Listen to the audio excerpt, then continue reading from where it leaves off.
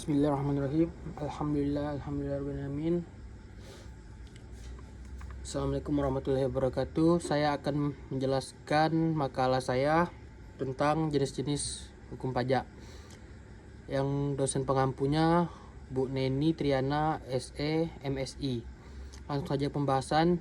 Jenis-jenis pemungutan pajak. Dalam hukum pajak, penggolongan atau klasifikasi pajak dilakukan secara berdasarkan sebagai kriteria yang berbeda-beda. Klasifikasi ini bukan sekedar yang pembagian teknis, melainkan memiliki konsekuensi hukum dan administrasi yang signifikan. Penggolongan pajak yang dikenalkan dalam sistem hukum pajak Indonesia secara garis besar dapat dibagi menjadi 3 kelompok besar. Pertama, penggolongan berdasarkan sifat beban, yaitu pajak langsung dan tidak langsung. Kedua, penggolongan ini berdasarkan sasaran atau objek pengenaan, yaitu pajak subjektif dan pajak objektif. Ketiga, penggolongan berdasarkan lembaga pemungutan, yaitu pajak pusat dan pajak daerah. Setiap jenis penggolongan tersebut memiliki landasan hukum, karakteristik, dan mekanisme tersendiri yang perlu dipahami secara oleh akademisi, praktisi hukum, maupun masyarakat umum. Sebagai wajib pajak, pemahaman atas jenis pajak ini juga berguna dan konteks pencernaan pajak legal. B. Pajak langsung dan tidak langsung.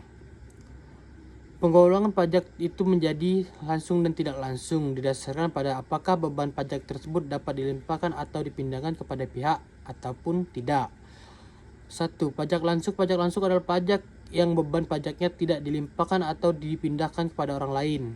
Artinya wajib pajak yang ditetapkan oleh undang-undang sebagai penanggung pajak harus menanggung beban pajak tersebut secara langsung dan tidak dapat mengalihkan beban tersebut kepada pihak lain.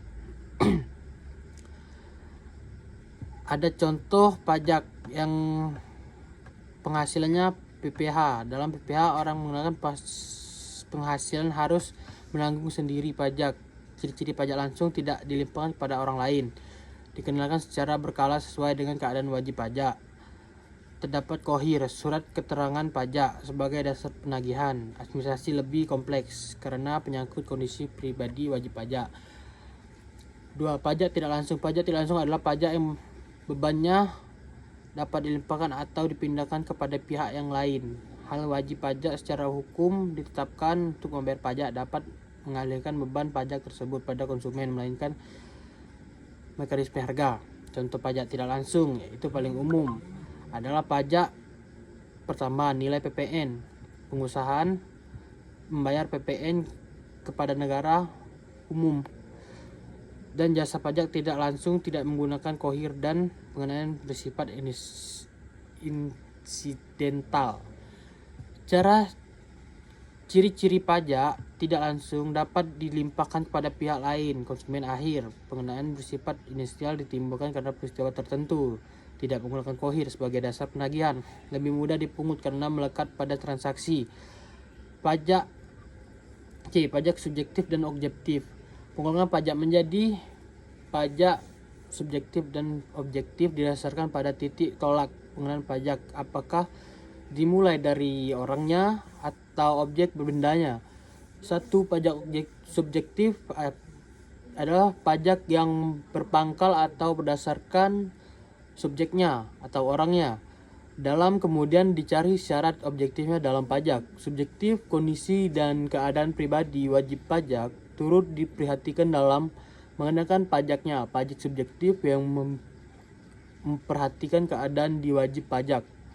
Contoh pajak subjektif adalah pajak penghasilan PPh orang pribadi, di mana tarif dan besarnya pajak dipengaruhi oleh kondisi pribadi wajib pajak, termasuk penghasilan tidak kena pajak PTKP yang berbeda-beda sesuai status. Nomor 2, pajak objektif. Pajak objektif adalah pajak yang berpangkal tanpa memperhatikan keadaan wajib pajak dan mengenalkan pajak objektif semata-mata berdasarkan mempertimbangkan pajak. Contoh pajak objektif adalah PPN dan pajak penjualan atas barang mewah PPNBM. Besarnya PPN tidak dipengaruhi oleh kondisi keuangan, status maupun jasa.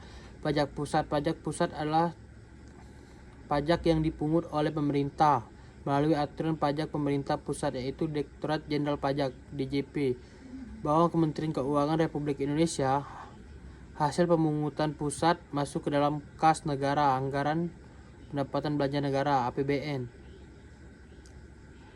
Nah, jenis-jenis pajak yang berlaku di Indonesia ada beberapa: pajak penghasilan PPH, pajak pertambahan nilai PPN, pajak penjualan atas nama barang mewah PPNBM, biaya meterai, dan pajak bumi bangunan PBB. Pajak daerah. Pajak daerah dipungut oleh pemerintah daerah, provinsi, atau kabupaten, kota berdasarkan peraturan daerah yang berlaku. Hasilnya dapat belanja daerah APBD. Pajak daerah terbagi menjadi beberapa atau dua kelompok. Pajak provinsi meliputi pajak kendaraan bermotor (PKB), bea balik nama keadaan BBNKB, pajak bahan bakar kendaraan bermotor PBBKB, pajak air permukaan, pajak rokok. Nah, itu nomor satunya. Pajak nomor 2-nya pajak kabupaten, yaitu kota, terlibat pajak hotel dan pajak restoran, pajak hiburan, reklam, dan pelanggaran jalan, pajak bumi dan bangunan. Nah, mungkin segitu dapat saya sampaikan dari pembahasan. Langsung ke penutup atau kesimpulan. Berdasarkan pembahasan yang telah diurai dalam hal ini tadi, dapat ditarik kesimpulan sebagai berikut. Jenis-jenis pemungutan pajak dalam hukum pajak Indonesia diklasifikasikan berdasarkan 3 kriteria utama, yaitu sifat beban, langsung, dan tolak subjektif objektif lembaga pemungutan pusat daerah. Yang nomor 2, pajak langsung adalah pajak yang bebannya tidak dapat dilimpahkan kepada orang lain, contoh PPH. Sedangkan pajak tidak adalah pajak yang bebannya dapat dilimpahkan ke orang lain atau konsumen, contoh PPN. Mungkin sekian dari saya akhiri. Wassalamualaikum warahmatullahi wabarakatuh.